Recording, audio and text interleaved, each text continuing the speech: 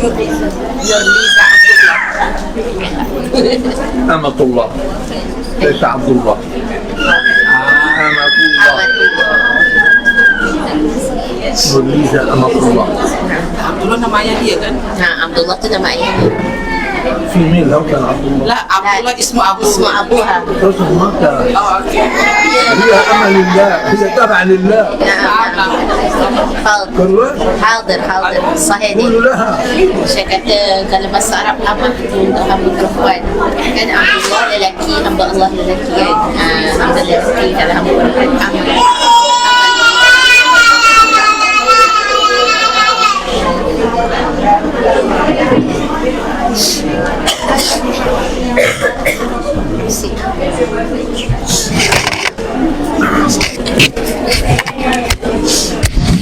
يا حضرة النبي صلى الله عليه وسلم الفاتحة.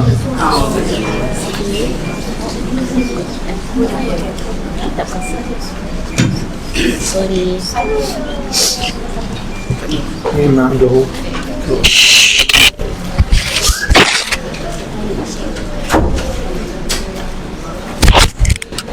Allah.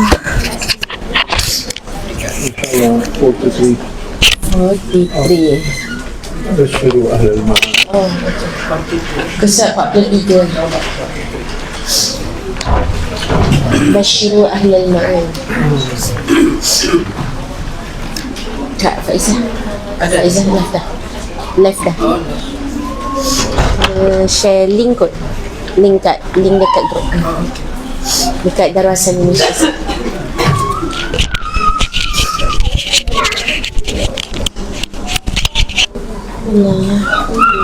بشروا أهل المعاني أشرقت شمس النهار.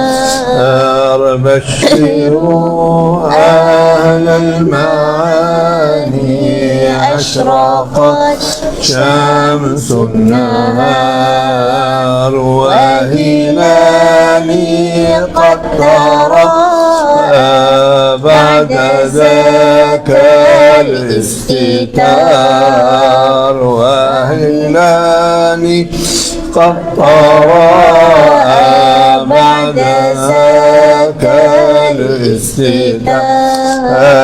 دك طور القلب لما رفع الحب الستار. دك طور القلب لما رفع الحب الستار. وحلالي مستبدا في الهوى خالع العذار. قلت يا روح البرايا أنسي القلب العلي. قلت يا روح البرايا أنسي القلب العلي. قال لا أدني فؤادا يجعل الغير دخيل. قال لا أدني فؤادا يجعل الغير دخيل. قلت والله شهيد أنني فيك قدير. قلت والله شهيد إنني فيك قدير. قال إن رمت التداني فتهيأ للمسار. يا حياتي ودعيني صار للحب حياتي.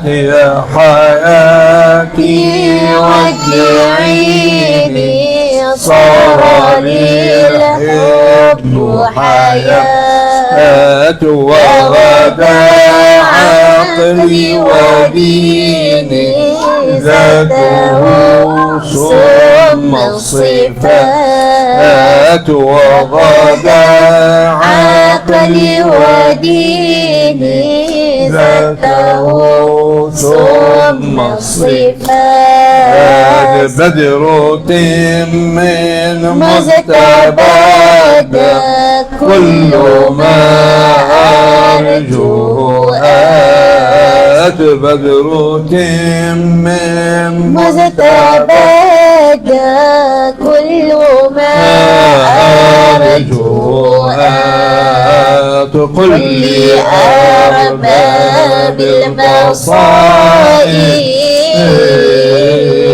حققوا خلف الستار كنت أين يا حلوائي عن عيوني من زمان كنت أين يا حلوائي عن عيوني من زمان وكويت قلبي نارك مذ رأيتك في المنام الهوى أضنى فؤادي وبراجي اسم السقام الهوى أضنى فؤادي والبراجي اسم السقام يتراءى بالمرادي وأرى بادر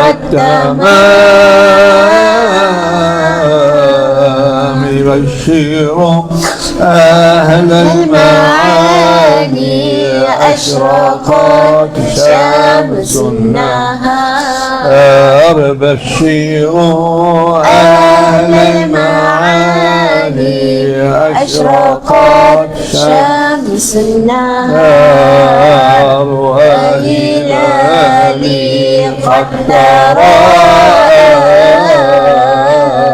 بعد ذاك الاستتار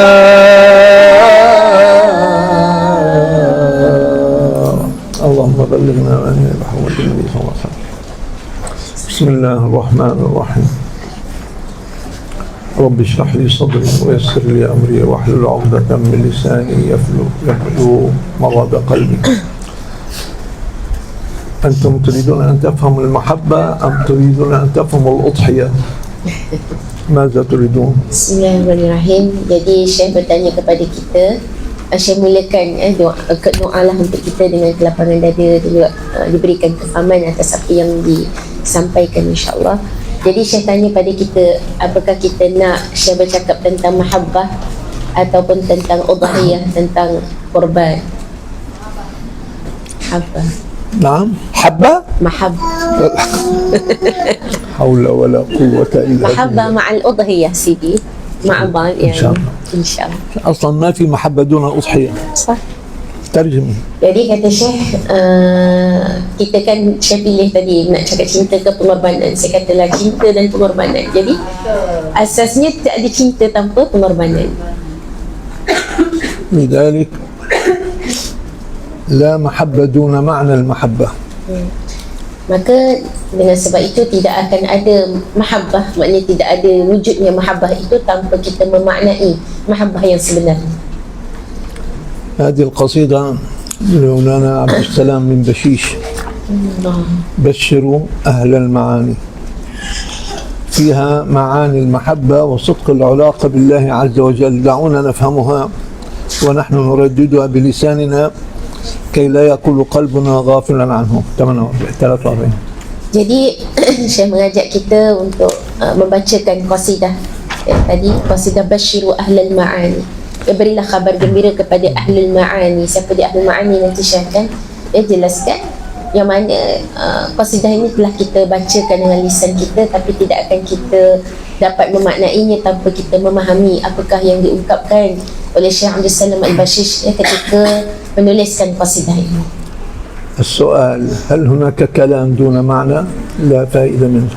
Jadi kata Syekh, persoalannya apakah ada ertinya bicara kalau tidak disertai dengan makna, tidak difahami makna daripada perbicaraan tersebut, maka mustahil. عليك ألا تتكلم دون أن تفهم معنى ما تتكلم فيكون حكمك حكم المجنون غير العاقل. Maka hendaklah kita tidak bercakap sesuatu yang tidak kita fahami maknanya. Jika tidak, kita akan menjadi seperti orang yang gila yang bercakap tanpa tahu apa yang dibicarakan. إذا تكلم الإنسان ولم يفهم ماذا يتكلم وعن ماذا يتكلم ماذا نحكم عليه؟ عاقل أم غير عاقل؟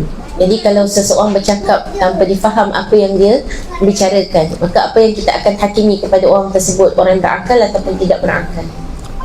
بدأ الشيخ رحمة الله عليه ورضوان الله عنه يقول: لكم البشرى يا أهل المعاني وليس لأهل الكلام. لا معنى لكلام دون معنى، لا قيمة لكلام دون معنى. Maka di sinilah Syekh mendatangkan, Syekh Abdul Salam menyebutkan, bagimu khabar gembira bagi orang yang memahami makna daripada kalam yang dibicarakan, bukan kepada ahli kalam, bukan kepada orang yang bercakap, tapi kepada orang yang memaknai daripada setiap bicara yang dilafazkan. حتى وأنت بين يدي الله تخاطب الله عليك أن تفهم الكلمات التي تقرأها من كتابه وأنت واقف في صلاتك معه. Jadi begitu juga ketika kita berhadapan dengan Allah Subhanahu Wa Taala, hendaklah kita memahami kalam-kalam yang kita bicarakan kepada Allah melalui ayat-ayat Al-Quran yang kita bacakan, ataupun ketika kita berada di dalam solat kita, maka hendaklah kita fahami apa yang kita sampaikan kepada Allah Subhanahu Wa Taala.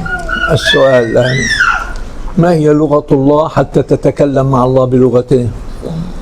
Maka persoalan yang pada kita sekarang, apakah dia bahasa Allah Subhanahu Wa Taala sehingga membolehkan kita untuk berbicara kepada Allah? Bahasa apa yang Allah SWT guna? فكيف تقرأ كلامه وأنت غافل عن معنى كلامه؟ Maka bagaimana engkau boleh membaca ayat-ayat Allah Subhanahu Wa Taala sementara engkau lalai daripada memaknai ayat-ayat? فافهم الكلام قبل القراءة. Maka fahamkanlah kalam-kalam ayat-ayat Allah Subhanahu Wa Taala ini sebelum kita membacanya. مثال عقلي: إذا تكلم محب مع محبوبه ومحبوبه لا يفهم لغته وتكلم بلغته فأي فهم سيفهمه المحبوب؟ Jadi persoalannya Syekh tanya kepada kita, kalaulah seorang kekasih itu bercakap dengan orang yang mendakwa cinta kepadanya, akan tetapi yang mencintai itu tak faham bahasa kekasihnya, maka apa yang akan dirasakan oleh kekasihnya ini? ما هي لغة المحبوب؟ Apa dia bahasa kekasih? Kekasih sini berarti Allah lah Mahbub. عربي، ملايو، إنجليزي، فرنسي،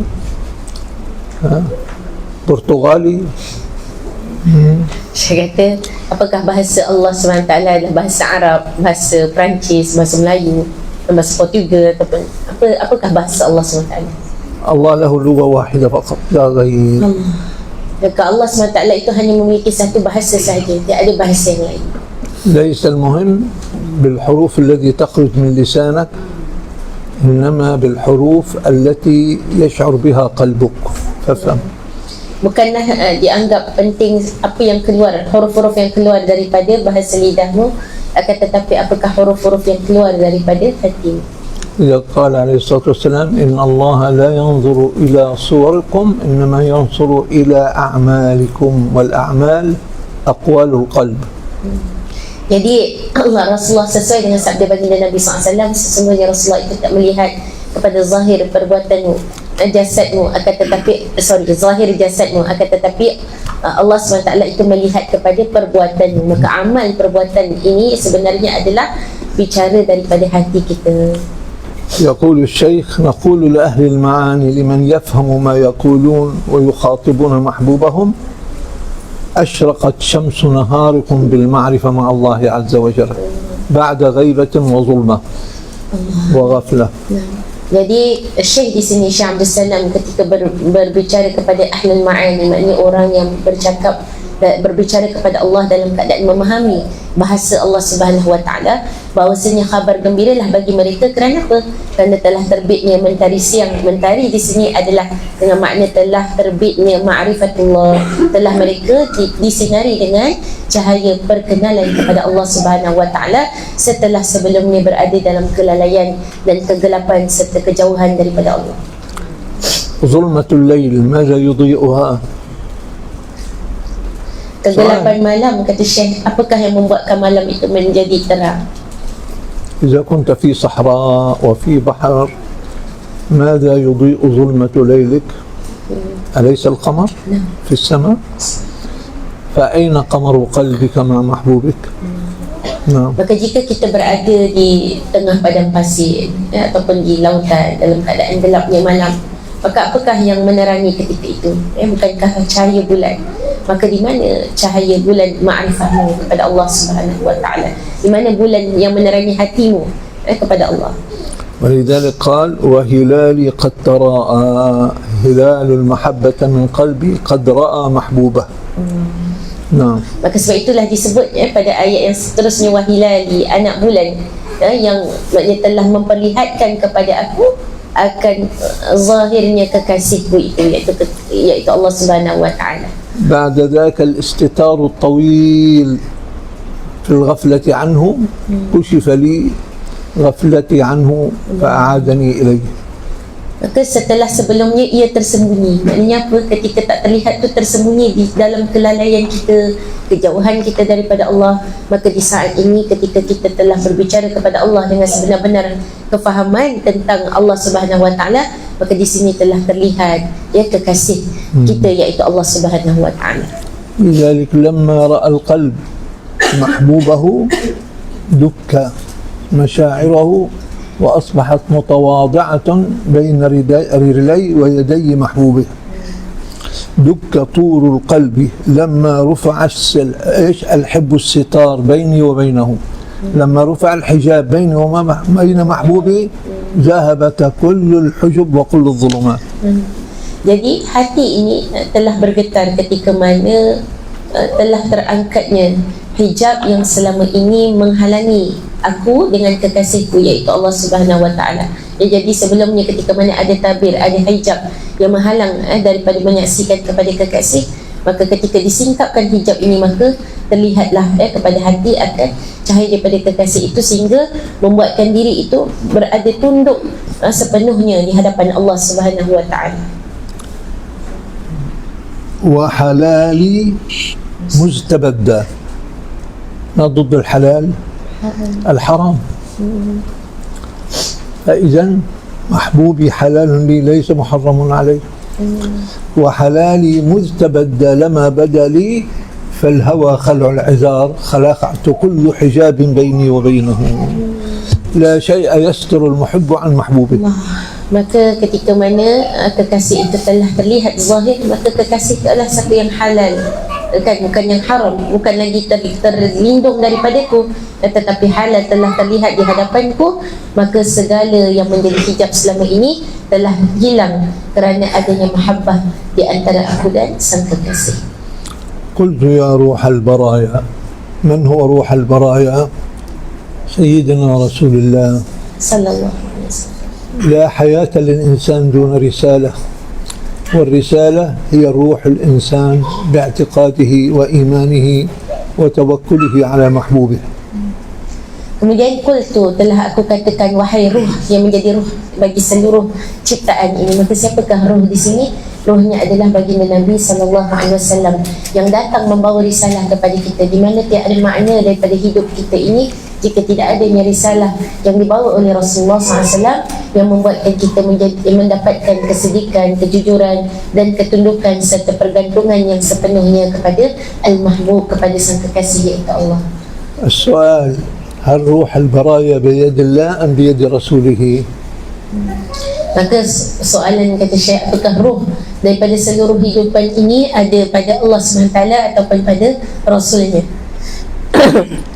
بيد الله، إنما جعل الدلالة عليه من خلال رسوله صلى الله عليه وسلم. Jadi roh seluruh hidupan ini ada di dalam genggaman Allah, akan tetapi Allah zahirkan bukti, maknanya Allah ingin memperlihatkan akan sumber daripada roh kehidupan ini, maka diperlihatkan kepada diri baginda Nabi SAW. وفي تفسير آخر سؤال قلت يا روح البرايا أنت حي بروحك أم بجسمك؟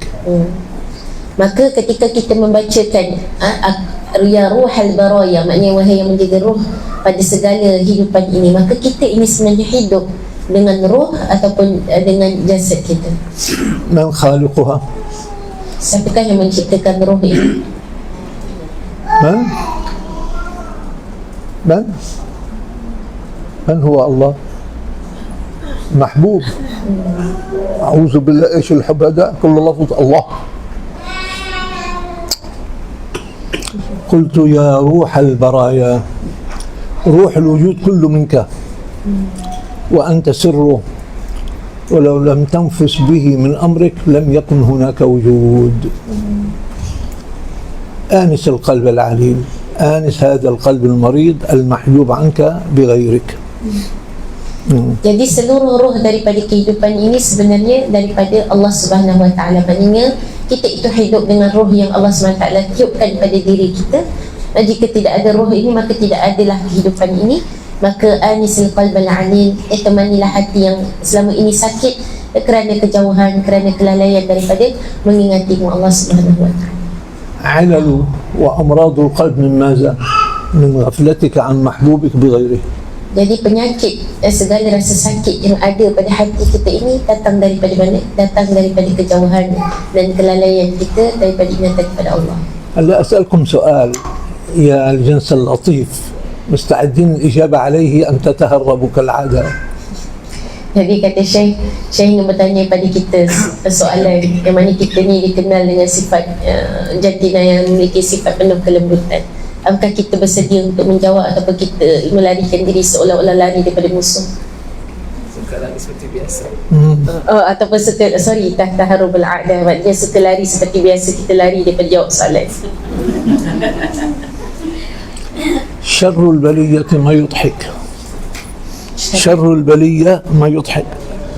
نحن واقعين في الخطأ والغفلة ونضحك، هذا عين الغفلة. Jadi kita ini banyaknya terjatuh dalam kesalahan, kemudian kita ketawa atas kesalahan kita sendiri. Itu tanda kelalaian kita daripada Allah Subhanahu Wa Taala. أنا أسأل سؤال، إذا أنت مقصر مع محبوبك تقف بين يديه بذل وحياء أم تقف أمامه بفرعنة؟ Jadi kata Syekh, kalaulah hati kita keras, kita tu ada sifat yang keras kepada kekasih kita, iaitu Allah, kita degil dengan Allah Subhanahu Wa Taala, maka ketika kita berdiri di hadapan Allah, maka apakah kita akan berdiri dalam keadaan penuh ketundukan atau kerendahan, ataupun kita berdiri di hadapan Allah dengan segala sifat Fir'aun yang kita bawa pada diri kita? نعم. بأي صفة تقف؟ Jadi dengan sifat yang mana kita akan berdiri di hadapan Allah kalau kita ini ada kekerasan dalam jiwa kita, kasar pribadi kita? لماذا؟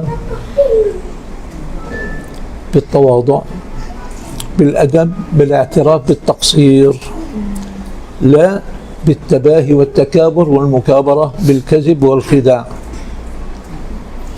Jadi sepatutnya kita berhadiri di hadapan Allah dengan penuh kerendahan, kehinaan, dan merasakan hancurnya jiwa kita itu. Bukan kita berdiri di hadapan Allah dengan sepenuh kesombongan, kita berbangga-bangga dengan satu yang sebenarnya bukan milik kita, dan juga kita berdiri dalam keadaan penuh pendustaan dan juga menipu daya kepada Allah SWT. اسمع الحوار بين قلبك وربك، ماذا يقول قلبك لربك وماذا يجيبه ربك وما يجيب ربك لقلبك. Jadi marilah kita dengarkan bicara sebenarnya apakah yang hati kita selalu katakan kepada Allah, dan bagaimanakah Allah Subhanahu Wa Taala menjawab kepada hati kita. يقول المحب يا إلهي آنس قلبي المريض الذي مشتاق لرؤياك. Maka seorang pencinta itu dalam hatinya mengatakan, wahai kekasihku, wahai Allah, maka temanilah hatiku yang selama ini sakit kerana rindu untuk melihat kepadamu.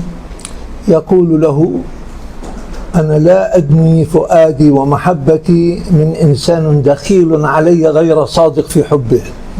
Maka kata Allah Subhanahu Wa Taala, Allah bicarakan kepada hati ini, aku tidak akan berikan, maknanya aku tidak akan berikan diriku, cintaku itu kepada orang yang memasukkan selain daripada aku di dalam hatinya, yang mana tidak jujur sebenarnya dalam kecintaan kepada aku. كيف أدخل قلبا غافلا عني إلى داري وإلى مكانتي. Bagaimana aku dapat memasukkan hati yang lalai daripada ingatan kepadaku di dalam rumahku, maknanya di dalam tempatku. Bagaimana Allah ingin ambil hati yang ada yang selain daripadanya untuk dimasukkan kepada tempatnya. من هو الدخيل الذي يدخل مكان ليس مكانه؟ لذلك قلنا الدخيل الذي يدخل البيت وهو ليس من أهل البيت ودون إذن أهل البيت. Allah, maka siapakah ad-dakhil? Maknanya ad-dakhil ni yang masuk ke dalam hati kita ini siapa sebenarnya? Iaitu yang tidak selayaknya ada di tempat kita. Ibarat orang yang masuk ke dalam rumah yang bukan rumahnya. Dia bukan ahli daripada rumah tersebut, tapi cuba untuk masuk ke dalam satu rumah tersebut. أجاب المحب محبوبه العبد أجاب ربه فقال قلت والله شهيد إنني فيك قتيل حبي مقتول فيك لا بغيرك. Maka apa yang dikatakan oleh Al-Muhib tadi, demi Allah yang menjadi saksi bahawasanya aku telah terbunuh di dalam kecintaanku kepadamu. فماذا أجاب الحق لك أيها المدعي في الكلام؟ Maka apakah jawapan Al-Haq kepada yang mendakwa dalam kecintaannya kepada Allah Subhanahu Wa Taala? قال إن رمت التداني إذا أردت القرب مننا فتهيأ لرحلة القرب ليس ببلاش إنما لها ثمن غالي. القرب من المحبوب له ثمن وليس مجانا، لأن كل ما أخذ بالسهل والهين والمجان ترك بأسرع مما أخذ. Maka ketika engkau telah kalau engkau mengatakan engkau bersedia untuk mendekat kepadaku, maka bersedialah untuk perjalanan dekat kepada Allah Subhanahu Wa Taala, kerana di sana ada harga yang perlu dibayar untuk kedekatan ini. Mendekat kepada kekasih itu ada harga yang perlu dibayar, kerana sesuatu yang diambil dengan mudah tanpa harganya, maka dia akan dibuang ataupun ditinggalkan lebih cepat lagi daripada apa yang kita jangkakan. أول قاعدة في المسار إلى المحبوب دون ادعاء كاذب. Maka kaedah yang pertama dalam perjalanan menuju kepada sang kekasih dalam keadaan penuh kejujuran, bukan sekadar dakwaan yang dusta. لذلك كل حياتك المشغولة بها وداعا باي باي، لا علاقة لي بك بعد الآن، مشغول بمحبوبي، بمعنى آخر طلاق بائن لا رجعة بعدها أبدا إلى الدنيا وما فيها من مغريات. Yang pertamanya, ucapkanlah selamat tinggal kepada kehidupanmu yang selama ini menyibukkan engkau daripada kekasih. Berarti engkau telah mentalak segala dunia dan seisinya dengan talak yang kekal. Tidak ada lagi waktu, tidak ada lagi ruang untuk kembali kepada dunia dan seisi. تتكلم بالمحبة وأنت مشغول بغير محبوبك يا كذاب. Apakah wahai para pendusta, engkau ingin berbicara tentang mahabbah tetapi engkau masih sibuk sahaja dengan yang selain daripada kekasihmu? ما مطلب المحب سوى أن يكون برضاء محبوبه. Apa lagi yang menjadi keinginan sang pencinta itu selain daripada redha kekasih yang dicintainya? فإذا أمت قلبك من الدنيا أحييت قلبك بمحبوبك. Maka jika engkau telah matikan hatimu daripada dunia, nescaya dia akan menghidupkan hatimu dengan kecintaan kepadanya. يعني أنا لم أرى أوقح وقليل أدب أكثر من الإنسان يتكلم بالمحبة وقلبه مشغول كله عمن يحب. نعم. Jadi kata Syekh, aku tidak pernah melihat ada yang lebih biadab dan lebih keji daripada manusia yang mengaku mencintai Allah Subhanahu Wa Taala, akan tetapi dirinya disibukkan dengan selain daripada kekasihnya. كيف تدعي انشغالك بمحبوبك وعقلك مشغول صباحا ومساء ليلا ونهارا كل دقيقة كل ثانية بماذا فعل فلان وماذا أخذ فلان وماذا أعطى فلان. Allah. في مكان محبوبك بقى باي باي بالسلامة. Jadi bagaimana engkau mendakwa cinta kepada sang kekasihmu sementara fikiranmu bahkan setiap detik hidupmu, minit yang ada, saat yang ada dalam kehidupanmu itu kau sibukkan dengan apa yang dilakukan oleh si fulan, apa yang dibicarakan oleh si fulan. Dan kemudian engkau ingin mendakwa, engkau cinta kepada Allah, di manakah tempat kedudukan kekasihmu? أسأل سؤال بدي إجابة عليه بصدق، وإن كان الصدق قليل في هذا الزمن.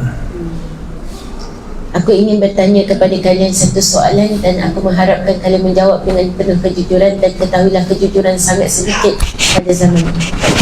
إن كان إنسان مشغول كليا بمحبوبه هل ينشغل بشيء مهما كبر أو صغر بغيره؟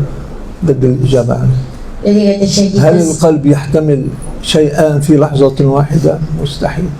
jadi jika seseorang itu telah disibukkan sepenuhnya daripada diri dia, jiwanya, waktunya, apa sahajalah yang dia miliki dengan kekasihnya, maka apakah dia memiliki ruang sedikit pun untuk disibukkan dengan yang lain, walau sekecil apapun perkara tersebut atau sebesar apapun perkara tersebut?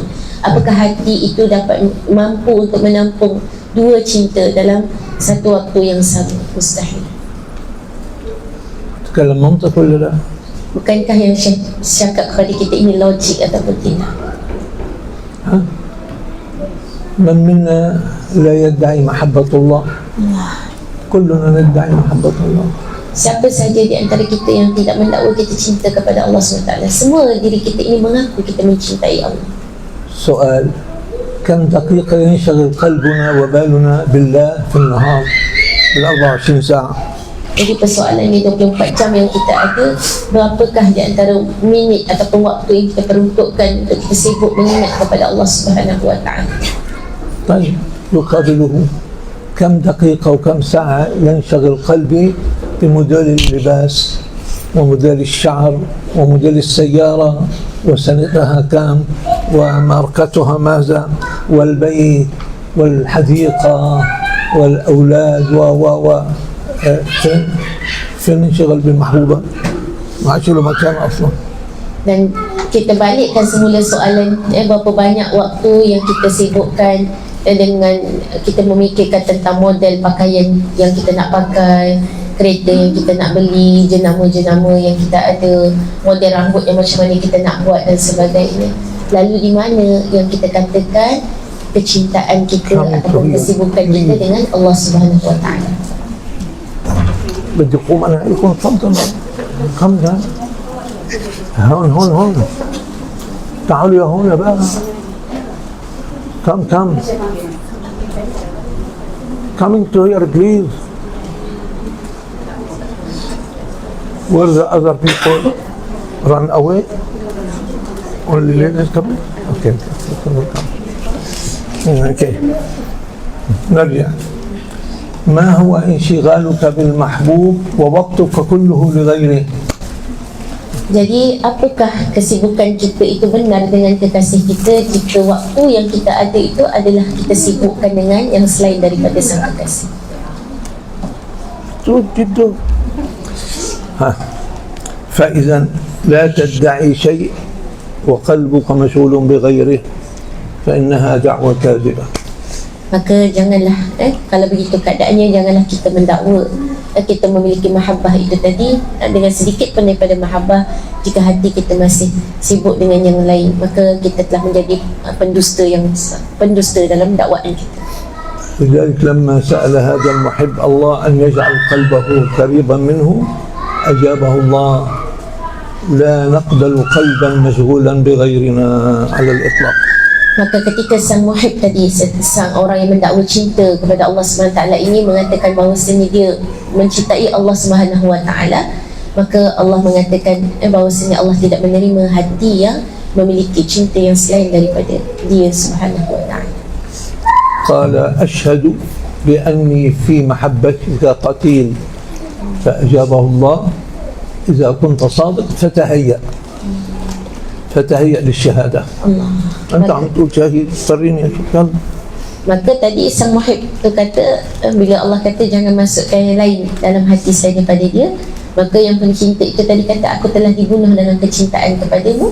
Lalu apa kata Allah Subhanahu wa ta'ala, jika benar engkau jujur dalam dakwaan cintamu, maka bersedialah untuk mempersaksikan kecintaanmu kepada Allah. قال إن رمت التداني التقرب إلينا فتهيأ لهذا اللقاء هل تقدر؟ فماذا أعددت له لأن تلقى محبوبك؟ لقاء المحبوب ليس بالكلام إنما بالأفعال.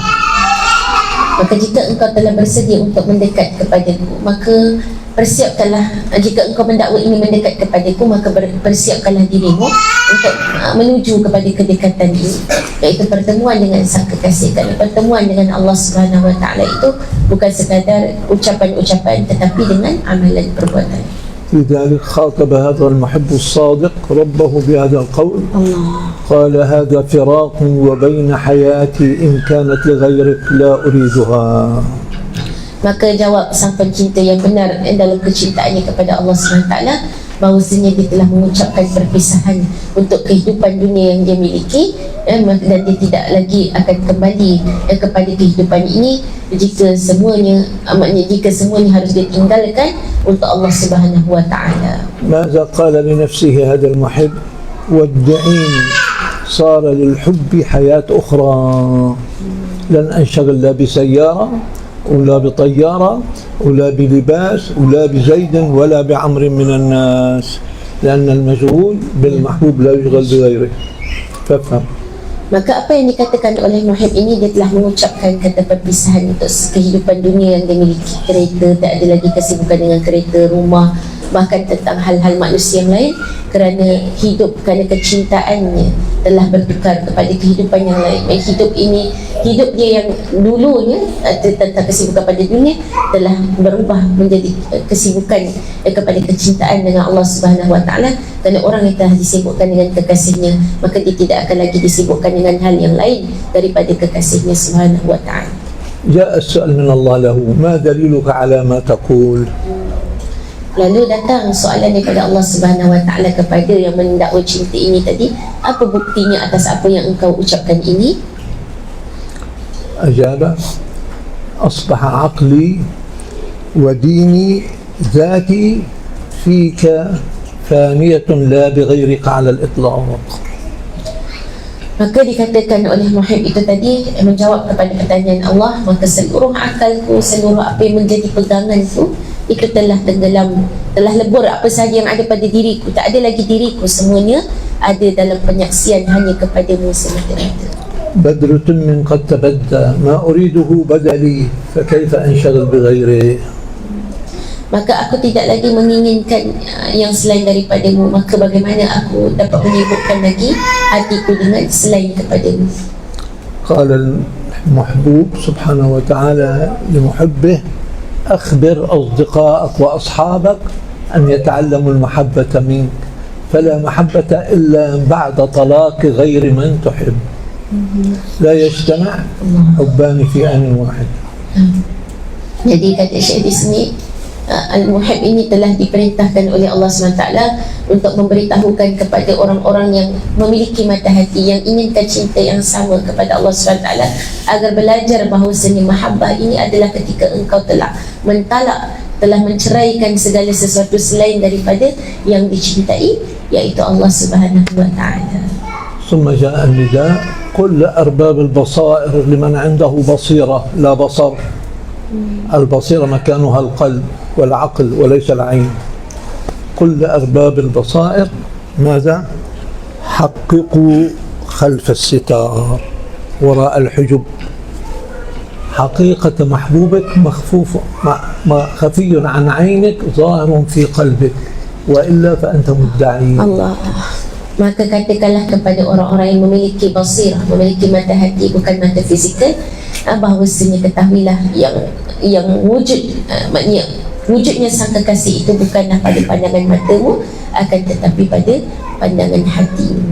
أليس من صفات المحبة الغيرة؟ والغيرة تقتضي الحفظ لا الكلام. Bukankah antara sifat dalam mahabbah itu adanya kecemburuan? maka kecemburuan itulah yang mendorong, bukannya kita membuatkan kita menjaga kata-kata yang kita ucapkan tentang kekasih kita, bukan kita sibuk berbahasa membicarakan tentang cinta. Maka di sini disebut hatiku khalfas sitam, ni maknanya kita menjaga cinta kita tu bukannya kita zahirkan tentang melalui kalam-kalam, melalui ucapan, tetapi kita sembunyikan dalam hati kita itu ada mahabbah. وهذه المظهر المحبة بحقائقها ووضوحها تظهر لنا في الأضحى بأن إبراهيم عليه السلام نبي الله وخليل الله وحبيب الله يؤمر بذبح ابنه فريجة كبده الذي ليس له غيره آنذاك وعلى كبر قد بلغ من الكبر عتيا يؤمر بذبحه وهو في صحراء مكة لا أحد هناك وهو وابنه يبنيان بيت الله عز وجل.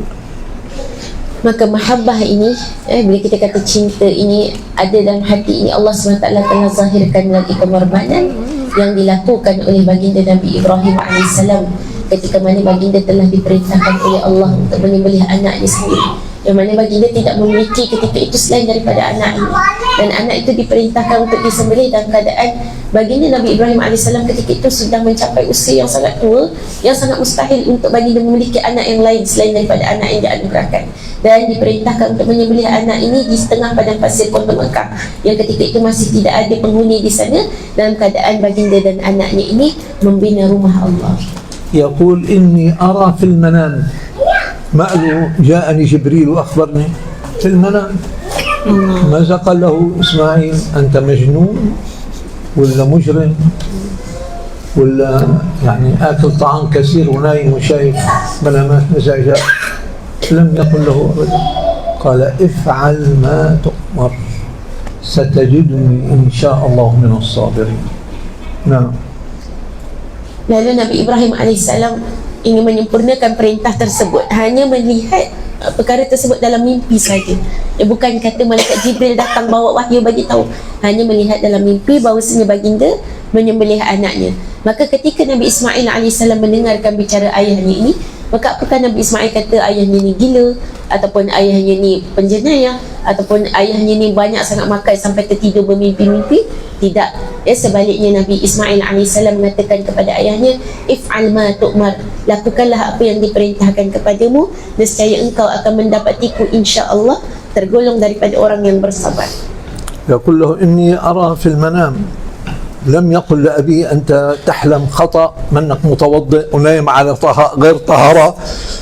منام بدك تبني حكم تقتلني وتذبحني بمنام. لم يقل إني جاءني جبريل وأخبرني، قال له في المنام. نعم.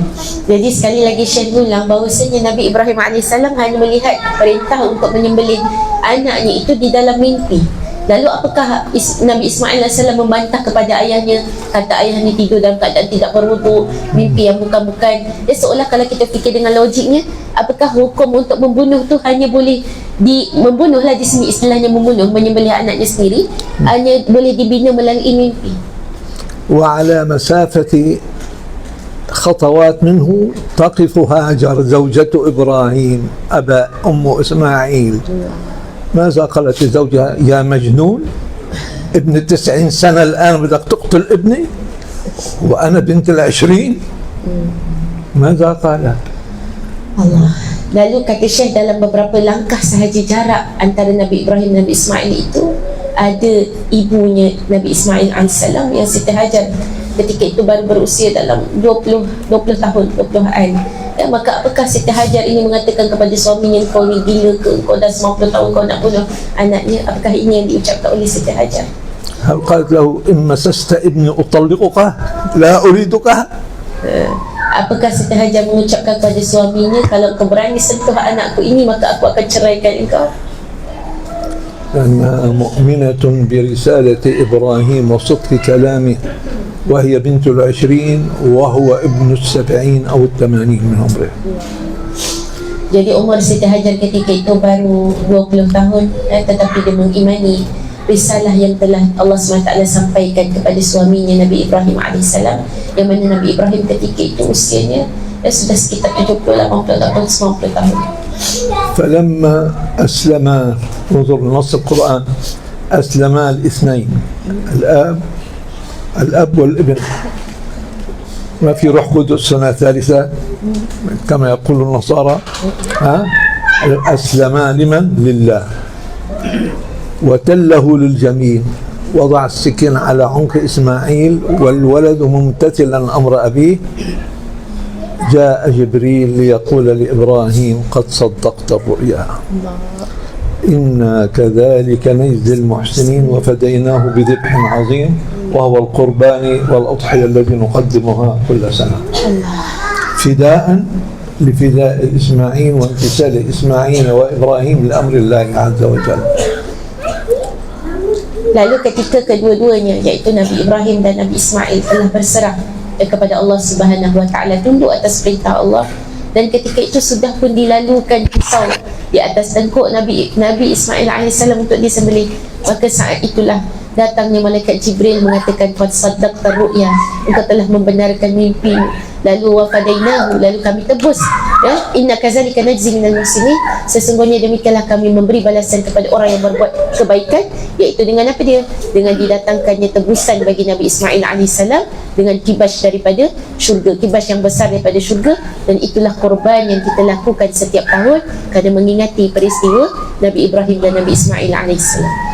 والفداء هو دفع المضرة بفعل الخير، وهو الصدقة والعطاء والإطعام وما شابه ذلك، وهذا ما صدق عن النبي صلى الله عليه وسلم بقوله تصدقوا فخير الزاد التقوى. Jadi sedekah korban di sini, kata Syekh, selain daripada korban yang kita lakukan, maka di situ juga adanya perbuatan kebaikan, memberi makan kepada orang lain. Maka inilah juga yang dimaksudkan daripada hadis baginda Nabi SAW, bersedekahlah kerana sesungguhnya sedekah itu menambahkan ketakwaan. وقال عليه الصلاة والسلام من سن سنتي وجبت له شفاعتي يوم القيامة. Maka Nabi SAW berpesan, barang siapa yang melakukan sunnahku, maka wajiblah baginya syafaatku di hari kiamat kelak. ثلاثة أشياء اجعلوها زادكم في هذه الحياة، خذوها من هذا الفقير واستلموا الأمر إلى الله. 3 perkara, kata Syekh, jadikanlah ia bekal dalam kehidupanmu dan ambillah daripada al-faqir, dan jadikanlah ia panduan dalam kehidupan, dan Syekh telah menyerahkan urusan ini kepada Allah Subhanahu Wa Taala. أقسم لكم بالله، هذا ليس كلامي، كلام أنا ناقل كلام الأولياء والصالحين إن شاء الله. الدنيا بما فيها لا تساوي أن تشغل عقلك بها دقيقة واحدة، فلماذا مفاني عمرك فيها غافل عن ربك. Jadi Syekh kata, Syekh ini bukan kalam Syekh, tapi Syekh menaqalkan insya-Allah kalam daripada para awliya ussalihin. Yang pertama, dunia yang kita hidup saat ini adalah sangat tidak bernilai untuk kita sibukkan walaupun dengan sedetik daripada waktu yang kita ada. Lalu kenapa akal kita setiap waktu memikirkan ataupun membicarakan tentang dunia yang pastinya akan menemukan kebinasaan? هل معنى ترك العمل في الدنيا؟ لا، عدم إدخال الدنيا إلى القلب، واجعل الدنيا في يدك تتصرف بها، لا هي تتصرف بقلبك. Maka apakah ini artinya engkau tidak melakukan apa-apa pun pekerjaan di atas dunia ini? Bukan. Tapi janganlah sampai dunia ini masuk ke dalam hatimu. Jadikanlah dunia ini di tanganmu, dan engkau yang mempergunakan dunia ini, bukan engkau membiarkan dunia ini mempergunakanmu. إذا قال تعالى وقل اعملوا لم يقل وقل قولوا. Sebab itulah Allah Subhanahu Wa Taala berfirman, dan katakanlah wahai Muhammad, a'malu, beramallah. Allah tidak mengatakan berbicara. لذلك اليد العليا خير من اليد السفلى، واليد المعطية خير من اليد الآخذة، وفي كلاهما خير لأنه كله من عند الله عز وجل. Maka sebab itulah dikatakan tangan yang di atas, iaitu tangan memberi, lebih baik daripada tangan yang menerima. Orang yang dapat memberi itu lebih mulia daripada orang yang menerima, tetapi hakikatnya yang memberi ataupun menerima, kedua-duanya adalah kebaikan kerana dua-duanya datang daripada sisi Allah. ولذلك تقديم القربان والأضحية كفارة من العام إلى العام بمنهج سيدنا رسول الله صلى الله عليه وسلم. Maka melakukan korban setiap tahun itu adalah sebagai kafarah kepada dosa kita pada yang sebelumnya, yang mana kita lakukan untuk mencari keredaan Allah dan mengikuti sunnah baginda Nabi SAW. ولا نأخذ ملاحظة دقيقة، انتبه. إبراهيم وإسماعيل بينهم وبين رسول الله آلاف السنين. لماذا سنها النبي صلى الله عليه وسلم؟ اقتداء بفعل جده الأول إبراهيم عليه السلام. Jadi kata Syekh, antara di sini ada satu perkara yang penting untuk kita ambil perhatian. Dia di mana jarak antara Nabi Ibrahim dan Nabi Muhammad SAW itu ribuan tahun. Tapi kenapa Nabi menjadikan korban ini sebagai sunnah? Kerana mengikut ataupun berpegang kepada apa yang telah dilakukan oleh datuknya Nabi Ibrahim AS. ولذلك الأضحية سنها النبي اقتداء سيدنا إبراهيم عليه السلام. Sebab itulah udhiyah, iaitu korban itu tadi Nabi SAW jadikan sebagai sunnah. Kerana apa? Kerana mengikut kepada apa yang telah dilakukan oleh Nabi Ibrahim AS. نسأل الله سبحانه وتعالى أن يحققنا بالاتباع والبعد عن الابتداع وحرمة النبي وبسر الفاتحة. Jadi Syekh mendoakan supaya kita ini mendapatkan ikutan yang baiklah kepada Nabi kita dan menjauhkan kita daripada bid'ah. إن شاء الله نقرأ إن شاء الله القصيدة إن شاء الله في أدق 21 إن شاء الله 21. Coming daddy coming. 21. تفضل شرف. لماذا ادخل؟ لا تخاف، انا رجل. ادخل تفضل يا سيدي. Dah nak habis Ustaz. يجيبوا له مكان هنا ان شاء الله. تفضل عندي هنا عندي بقربي. تفضل Jauh sikit. تفضل. Ustaz. لا هو يجلس هنا خلاص. تفضل يا سيدي. الرجال اخو النساء، شو المشكلة؟ اهلا وسهلا. Allah سلام. الله بخير ان شاء الله. تفضل يا سيدي شرفك. ان شاء الله تبركا ان شاء الله. 21. قد كن مع الله 21 ان شاء الله. قصيدة 21 21. اوكي.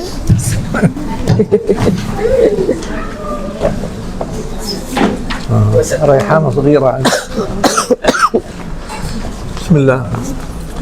كن مع الله ترى الله معك واترك الكل وحذر طمعك واترك الكل وحذر طمعك. لا إله إلا الله لا إله إلا الله جود علينا. لا إله إلا الله جود علينا. والزم القنع بما أنت له في جميع الكون حتى يسعك. في جميع الكون حتى يسعك. بالصفا عنك دار الحس فغيب واطرح الأغيار واترك خداعك. واطرح الأغيار واترك خداعك. لا تموه بك واطلب ربك ما مر من يوم بشيء ضيعك. مر من يوم بشيء ضيعك. لا إله إلا الله لا إله إلا الله جود علينا.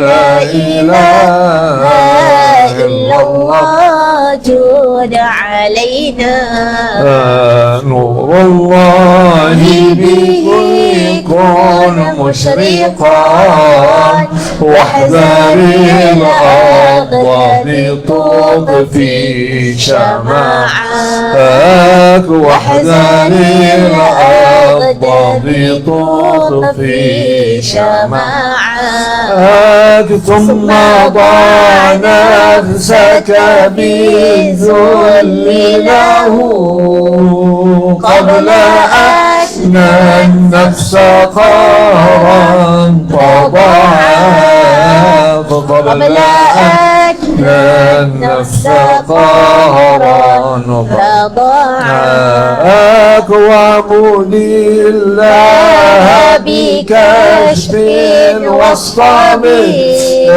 وعلى الكشف توقع جزاءك وعلى الكشف توقع جزاءك لا تقل لم يفتح الله ولا تطلب الفتح وحرر ورعاك تطلب الفتح وحرر ورعاك لا إله إلا الله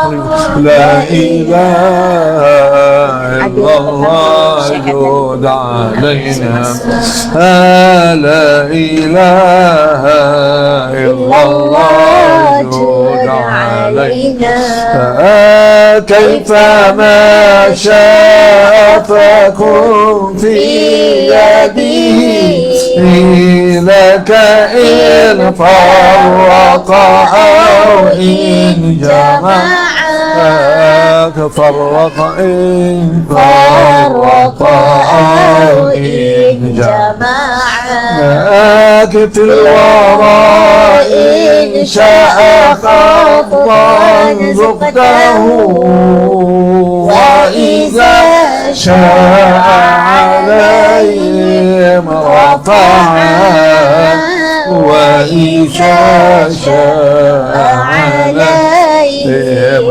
رفعك لا إله إلا الله لا إله إلا الله جود علينا لا إله إلا الله علينا وإذا أعطاك من يمنعه ثم من يعطي إذا ما منعك ثم من يعطي إذا ما منعك ليس يطيق أذاه أحد وإن استنصرت فيه شيعك وإن استنصرت فيه شيعك إنما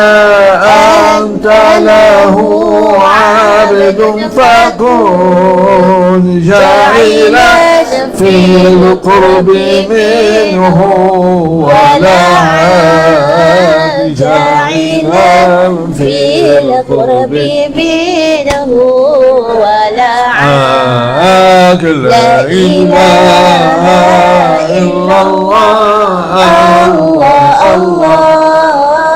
لا إله إلا الله جود علينا لا إله إلا الله جود علينا فز بوصل إن تراه واصلا واقبل القطع إذا ما قطع واقبلي القطع إذا ما قطع كلما نابك أمر ثق به واحترز للغير تشكو وجعك واحترز للغير تشكو وجعك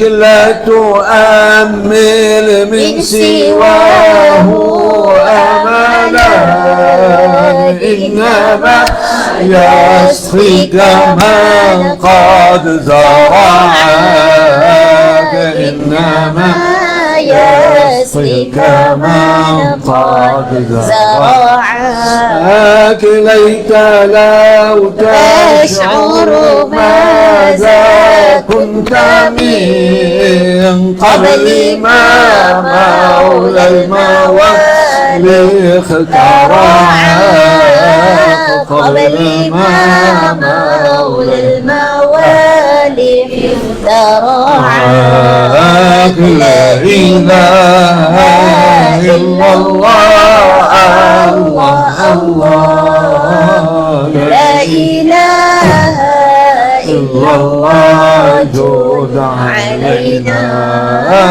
لا إله إلا الله جود علينا كنت لا شيء وأصبحت به خير شيء بشرا قد طبعا خير شيء بشرا قد طبعا تابعا كن دائما أنت ولا تتمنى أنه لو تبعك أنه لو تبعك لما تتبني كنيسات الهوى كسر الصلبان واهجر بيعك كسر الصلبان واهجر بيعك ودعي التدبير في الأمر له واصنع المعروف مع من صنعك واصنع المعروف مع من صنعك لا إله إلا الله الله لا إله إلا الله جود علينا لا إله إلا الله جود علينا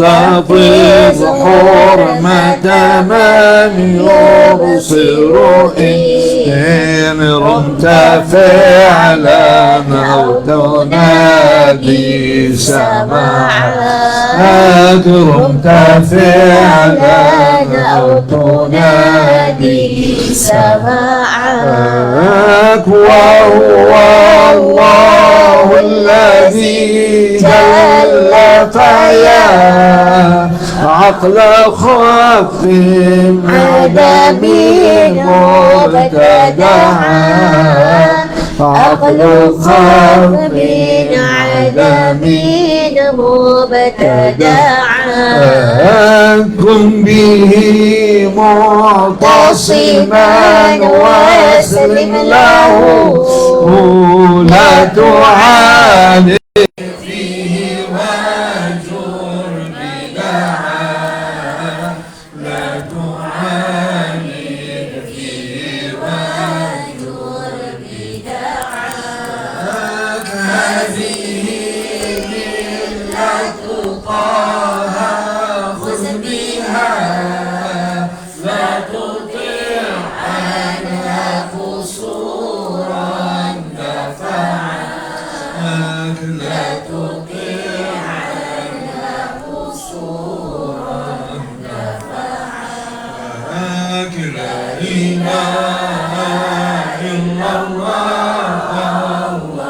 الله لا إله إلا الله جود علينا لا إله إلا الله جود علينا. نسأل الله الجلال مع بعض جميعا إن شاء الله مع ضم علومنا إن شاء الله الله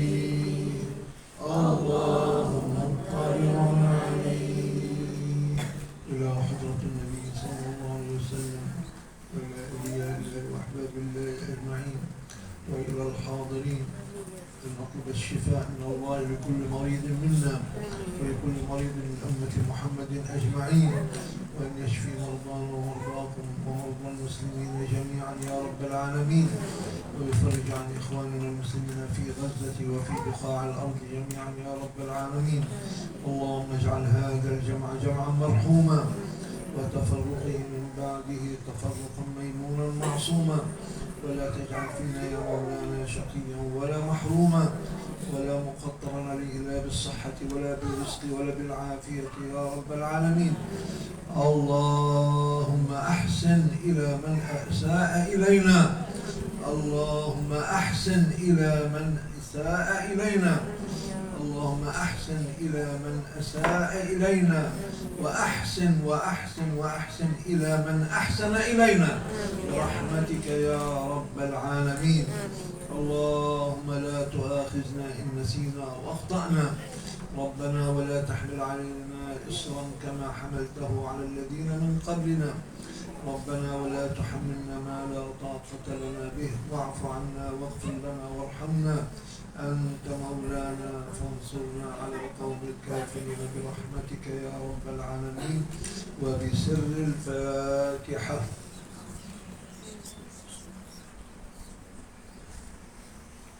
فيها سؤال؟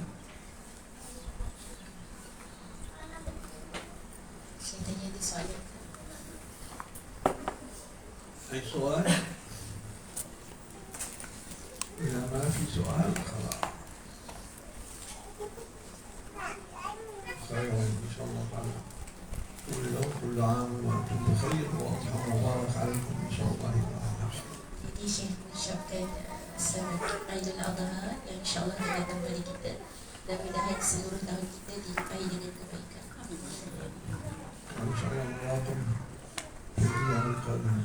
InsyaAllah Syekh kata kita akan jumpa lagi nanti pada waktu yang akan datang. Terima kasih. لا سما واحدة. Sama. لا سما واحدة. Sama. Ketika cakap sama-sama, sama tu kan langit satu je. الله رب السماوات والأرض ونحن ربنا سما واحدة. Allah ni Rabb yang menciptakan langit, yang 7 lapisan langit dan bumi. Tapi kita hanya berlangitkan satu langit. في اللغة كل ما أظلك سماء، سقف بيتك سماء عند رأسك. Jadi kalau ikut bahasa, semua yang memayungi kita tu dipanggil sama. Hanya langit lah yang mengatasi kita, macam rumah kan, atap rumah tu ibarat langit lagi. I love you. يمكن جلس هذا كم.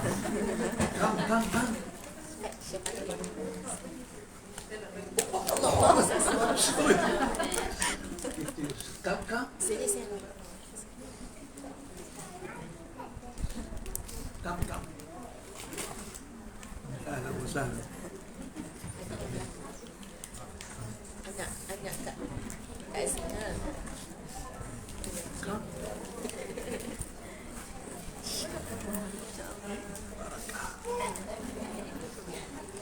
Don't look to me in this eye. Take it. Take it. Take it. خلاص. تفضل يا سيدي.